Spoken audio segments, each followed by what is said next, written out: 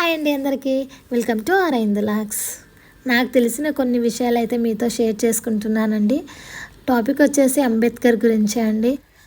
రమాబాయి యొక్క జీవిత చరిత్ర, అలాగే అంబేద్కర్ జీవితంలోకి ప్రవేశించిన విషయాలు, అలాగే కష్ట సుఖాల్లో ఉంటూ తన నిరక్షరాస్యులైనా కానీ ఎలా చేశారు అనేది నాకు తెలిసిన విషయాలు అయితే చెప్తున్నాను. బాబాసాహెబ్ డాక్టర్ బిఆర్ అంబేద్కర్ జీవితాన్ని ప్రకాశవంతం చేసి కష్టకాలంలో ఆయనకు అండగా నిలబడి అడుగడుగున ఆయనకి ప్రోత్సహించింది వాళ్ళ వైఫ్ అండి. ఆయన దినచర్యల్లోని సుఖదుఖాలలోని పాలు పంచుకొని నిరంతరం సహచర్యాన్ని అందించేది ఆయన ధర్మపతి రామాబాయి. ఆమె ఒక మహాశక్తి అని కూడా చెప్పొచ్చు. ఆమె బలాన్ని, సంకల్పాన్ని కలిగించే స్త్రీ మాత్రమే. అంతటి మహోన్నతమైన స్త్రీ పట్ల మనం నేడు అత్యంత గౌరవాన్ని ప్రకటిస్తూ ఆమెను రమామాత అనే పేరుతో పిలుస్తున్నాం. అలాంటి మహోన్నతమైన స్త్రీ ఏ వీరనారికి కూడా ఏమాత్రం తీసిపోదు రామాబాయి. అప్పట్లో అయితే గతంలో చాలా చిన్న వయసులోనే పెళ్ళిళ్ళు అయ్యేది కదా. అదేవిధంగా రమాబాయికి కూడా చాలా చిన్న వయసులోనే పెళ్ళి అయింది. అప్పుడైతే డాక్టర్ బిఆర్ అంబేద్కర్ గారికి కూడా భీమరావుకి 14 సంవత్సరాలే వయసు ఉండే. ఆ టైంలోనే బాబాసాహెబ్ జీవితంలోనికి రామాబాయి అయితే ప్రవేశించారు. అప్పుడు 14 సంవత్సరాలే ఉండే. అయితే వివాహ సమయంలో అంబేద్కర్ ఆంగ్ల భాష విద్యార్థిగా ఉండేవారు. రామాబాయి పేరు వివాహానికి ముందు రమీబాయి. రమాబాయి వాళ్ళ తండ్రి వచ్చేసి కూలి పని చేసి కష్టించి కుటుంబాన్ని అయితే పోషించేవారు. అతనికి వచ్చేసి 4 సంతానంలో ఒక్క కొడుకు మాత్రమే. కొడుకు కూడా లాస్ట్ చిన్నవాడు. అందరికంటే పెద్ద కూతురు వచ్చేసి గౌరబాయికి చిన్నప్పుడే పెళ్ళి అయిపోయింది అన్నట్టు. మిగిలిన వాళ్ళు 3 అనగా రామాబాయి, మీరాబాయి, శంకర్. వీళ్ళని బీకుదూత్రే అతి కష్టంలో పెంచుతూ ఉన్నాడు. బీకుదూత్రే అంటే రామాబాయి వాళ్ళ తండ్రి అండి. ధనం లేకపోవడంతో ఆయనకి రోజులు అతి కష్టంతో గడుస్తూ ఉండేవి. ఎందుకంటే ఆయన భార్య అప్పటికే చనిపోయింది. పిల్లలు అప్పుడు చాలా చిన్నవాళ్ళుగా ఉండేవాళ్ళు. అప్పుడు కుటుంబాన్ని నడిపే భారం అంతా అతని భుజాలపై పడింది. ఆయన కూలి పనిగా సముద్రం నుండి బజారుకు చేపలు వెదురుబుట్టలతో మోసే పని చేసేవారన్నట్టు. ఇంకా ఆ కూలి పని చాలా కష్టంతో కూడుకున్నది. బరువు తరచుగా ఎత్తుకొని ఆ కఠిన పని కారణంగా ఆయనకి గుండెల్లో నొప్పి వచ్చేది. తర్వాత ఆ నొప్పి ఆయన ప్రాణాన్ని బలితీసింది. లాస్ట్కి వాళ్ళ నాన్న కూడా చనిపోయారు అన్నట్టు. ఇంకా దూత్రే మరణించిన తర్వాత ఆయన కుటుంబం దిక్కులేనిదై అయిపోయింది అన్నట్టు. రమాబాయి వాళ్ళ కుటుంబం అనాథలైన పిల్లలకి చెడుకాలం వచ్చేసింది అన్నట్టు. వారి పోషణ భారాన్ని వాళ్ళు చిన్నాన్న స్వీకరించారు అన్నట్టు. వాళ్ళదొక భారాన్ని వచ్చేసి వాళ్ళ చిన్ననాన్న ఉంటాడు కదా, ఆయననే స్వీకరించారు అన్నట్టు. రమాబాయి చాలా సరళమైన, శాంతమైన, మంచి గుణం కలిగినట్టుది. ఆమెకు కపటాలు, మోసాలు ఏమీ తెలియదు. నిజాయితీ ఆమె జీవితానికి ఆభరణంగా ఉంది. ఆమె చాలా అందమైనదే కానీ చదువుకున్నది కాదు. కానీ వాస్తవం ఏమిటంటే తెలివిలో, మేధోపరంగా చూస్తే బాబాసాహెబ్ రామాబాయిల జంట చాలా అంటే చాలా సరైనదని చెప్పవచ్చు. ఇదే బాబాసాహెబ్ జీవితపు గొప్పదనంగా చెప్పవచ్చు అన్నట్టు. ఒక చదువులేని స్త్రీకి మంచి భర్తగా జీవితాన్ని కొనసాగించగలిగారు డాక్టర్ బాబాసాహెబ్ అంబేద్కర్. వివాహ సమయంలో బాబాసాహెబ్కి రమాబాయి నిరక్షరాస్యులని బాగా తెలుసు. వివాహ సంబంధాలన్నీ తల్లిదండ్రులు, సమాజంలో చిన్న పెద్దలు నిర్ణయించేవారు. ఆ సమయంలో పెళ్లి కుమారుడు, పెళ్లి కూతురు ఇష్టాలను ఏమీ ఉండేవి కాదు.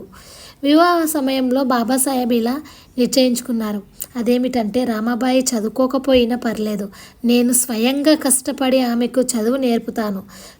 కనుకనే బాబాసాహెబ్ ఆ విషయంలో ఎప్పుడు బాధపడలేరంట.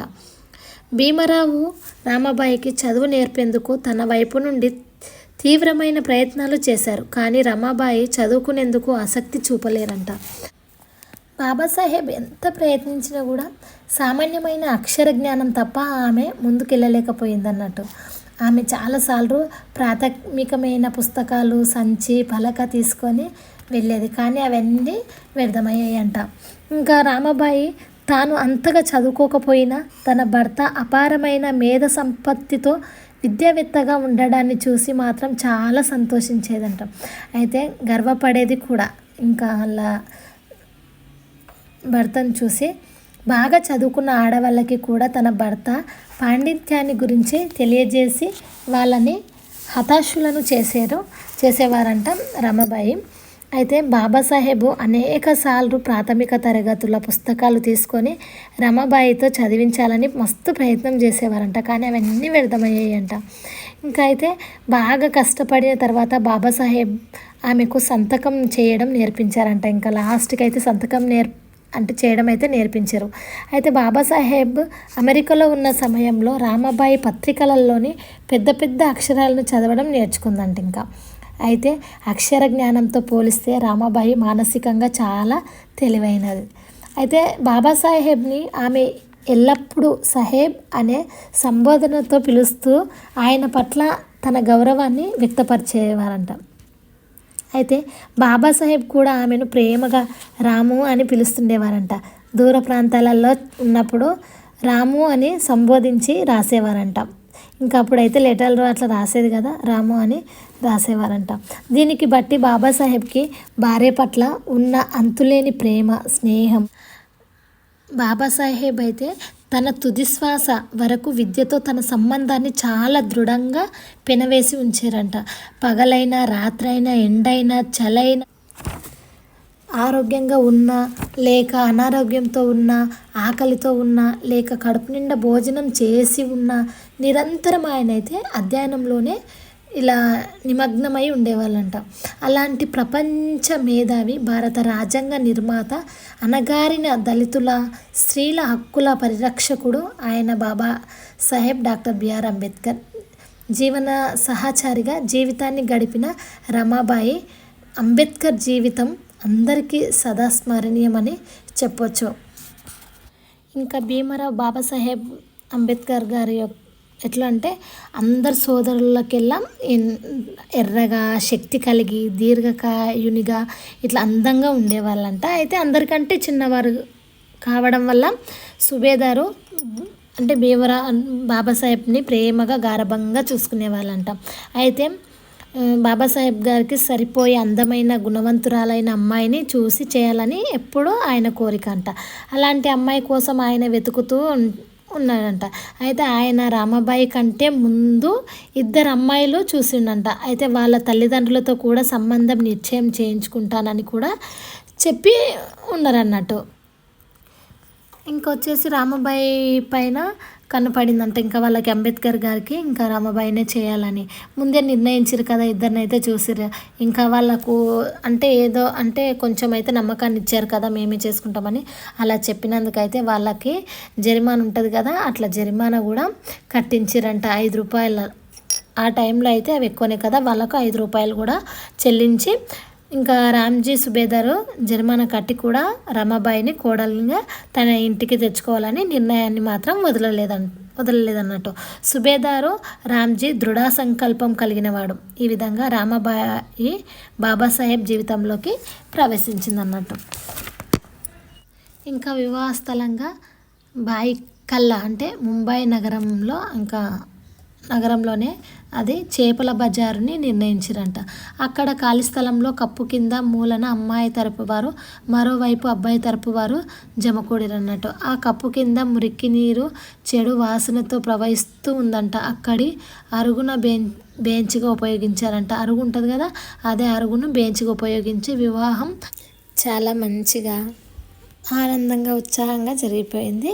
ఇంకా తెల్లవారగానే బంధువులందరూ తమ ఇళ్ళల్లోకి అయితే బయలుదేరారు. ఈ విధంగా అయితే ఇంకా రమాబాయి అయితే అంబేద్కర్ జీవితంలోకి అయితే వెళ్ళారండి. ఇంకా నాకు తెలిసిన టాపిక్ అయితే మీతో షేర్ చేసుకున్నాను. మీకు ఎలా అనిపించిందో కామెంట్ బాక్స్లో కామెంట్ చేయండి.